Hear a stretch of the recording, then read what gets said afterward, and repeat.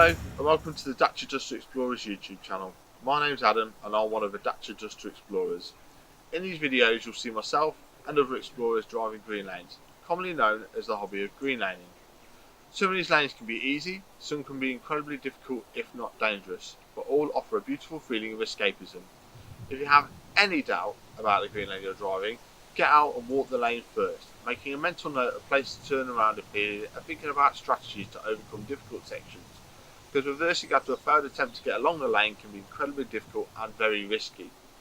We abide by the Green Lane Association Glass Code of Conduct for driving these lanes and respect all others using the lanes, including horse riders and walkers, as we all have a part to play in keeping these routes open for everyone. If you're thinking of green laning yourself, please consider joining the Green Lane Association to help fight to keep these lanes open and to help you understand more about this hobby. They also have a Trailwise 2 website which will significantly aid in your planning. Please don't forget to like and subscribe to the YouTube channel to get updates on new videos and check out our previous massive video collection.